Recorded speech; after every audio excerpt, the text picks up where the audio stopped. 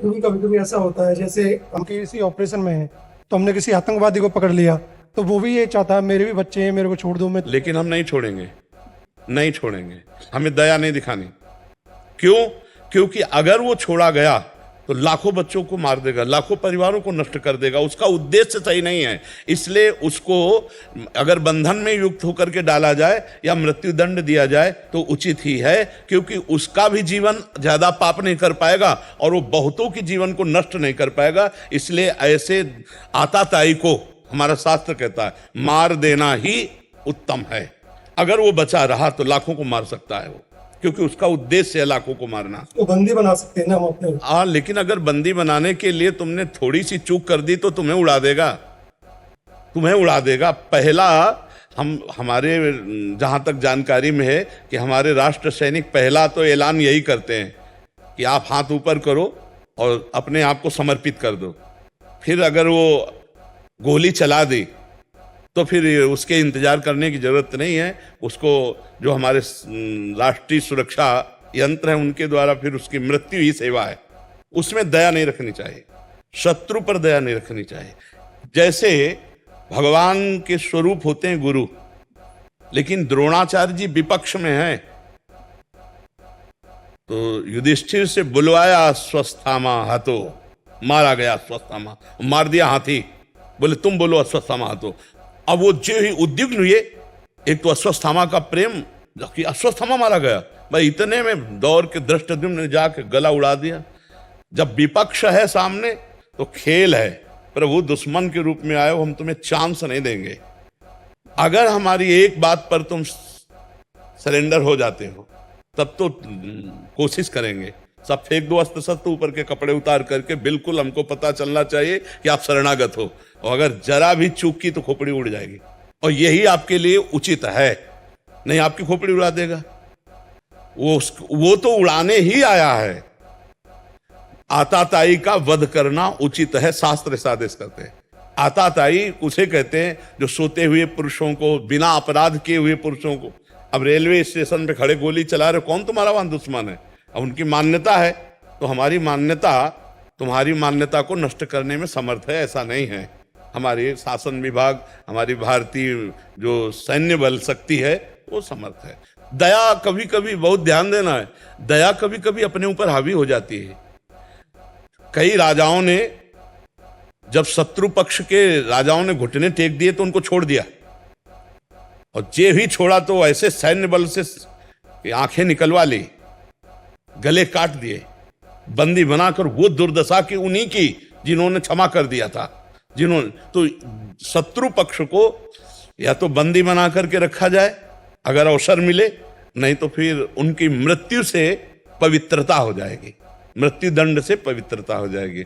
जैसे अपने भी देश में है, अब भारी अपराध, अक्षम्य अपराध किया तो फांसी की सजा दी जाती कि नहीं? तो फिर क्यों दी जाती है? जज वो इसीलिए देता है। अभी किसी अपराधी से वो ऐसा अपराध बन गया कि 5 और 6 वर्ष की बच्ची से गलत करके ऊपर छत से फेंक दिया, मार दिया। और जब जज के सामने गया तो उन्होंने कहा, अनुज बधू भगनी सुत नारी, 67 ये कन्या समचारी, इन्हीं कुदृष्ट बिलोके जोई, ताई बधे कुछ पाप न होई, इसको फांसी की सजा दो। और उसे पूछा कि उचित है ना? तो उसने कहा जी।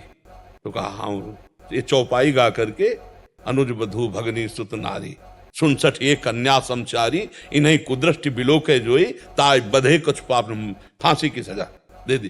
तो थोड़ा विधान करना है हमें। दयालु भाव, हम सब पे भगवत भाव रखते हैं, लेकिन हे भगवान, यदि आप आतंक रूप धारण करके आओगे, आप अपराधी रूप धारण करके आओगे, तो दंड विधान रूपी पूजा आपकी हम करेंगे। आप सौम्य रूप रख के आओगे तो हाथ जोड़ लेंगे। अलग अलग विधान रखा गया है। नहीं तो देखो, भगवान सर्व सामर्थ्यशाली होते हुए एक हाथ में लीला कमल है तो दूसरे में सुदर्शन चक्र है। तापस वेश विशेष उदासी, 14 वर्ष राम बनवासी, शरीर के वस्त्र बदल दिए, पादुका नहीं पहनी, लेकिन सारंग धनुष और अक्षय तुड़ीर साथ ही रखा है। क्योंकि कुछ कृपा से मानेंगे, प्यार से, तो कुछ वार से मानेंगे। नहीं, अब जरूरी है। शस्त्र और शास्त्र दोनों के द्वारा समाज को कंट्रोल में रखा जाता है। शास्त्र के ज्ञान के द्वारा, और जो शास्त्र ज्ञान की मर्यादा का उल्लंघन करे उसे शस्त्र के द्वारा। देखो भगवान परशुराम जी तपस्या कर रहे हैं, लेकिन फरसा पासे में गड़ा रहता है, हाथे में फरसा रहता है। तो ये हमारे संस्कृति है। भगवान अगर हमारे प्रकट होते हैं, अगर वो मुरली मनोहर है तो सुदर्शन चक्रधारी भी है, आप ये भी ध्यान रखो। तो ऐसे ही आप एक भक्त भी हो तो आप एक राष्ट्र सैनिक हो। जरूरत पड़ने पर हमारा गला उतर जाए तो कोई बात नहीं, और जरूरत पड़ने पर हम सामने वाले शत्रु का गला उतारे तो हमें कोई फर्क नहीं पड़ेगा। ये हिम्मत बिल्कुल रखनी है, हृदय द्रवित नहीं कर देना कि इसके बीवी बच्चे हैं, इसके परिवार है। नहीं, इतना सोचने में तो तुम्हारी खोपड़ी तक, उसकी खोपड़ी का हिसाब पहुंच जाएगा। वो नहीं सोचेगा कि ये राष्ट्र सेवा में, तुम तो राष्ट्र सेवा में हो। वो हमारे देश में घुस रहा है विनाश करने के लिए। अब हमें नहीं सोचना, उसने नहीं सोचा कि मैं जो कार्य करने जा रहा हूं मेरे परिवार का क्या होगा, मेरा क्या होगा। अपने बम बांधा और हमारी पूरी 50 को उड़ा दिया। तो हम ऐसे लोगों को अवसर नहीं देंगे, ऐसे लोगों को अवसर नहीं देना चाहिए, नहीं तो अपना घाटा हो जाएगा। हाँ, अगर आ जाता है जो सभी तावा शरणाई तो फिर हम आप उसकी व्यवस्था अलग है, और अगर वो जरा भी छल कपट है तो फिर हमको सावधान हो जाना चाहिए। क्यों? हाँ, हम लोगों को भी सिखाया जाता है कि दया बिना साधु कसाई, दया करी तो आफत आई। दोनों बात संभाल के, दया बिना साधु कसाई, दया करी तो आफत आई, दया करी तो फंस जाएगा। देखो हिरन में फंस गए, दया करके भरत जी अगला जन्म हिरन का हुआ।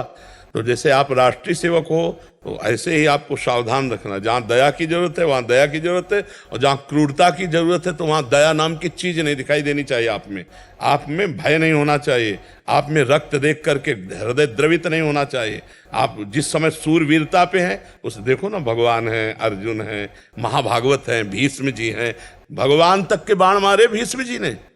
सामने श्री कृष्ण चंद्र जो है, यहाँ तो भावना करनी भगवान की, सामने श्री कृष्ण, और भीष्म जी तान के बाण मारते हैं, विकल हो गए अर्जुन और भगवान, और अपना परण विसार करके फिर रथ का चक्र पहिया लेकर भागे भीष्म की तरफ मारने के लिए। जिस समय हमें जो रोल दिया जाए, देखो इस समय आप राष्ट्र सैनिक का रोल है।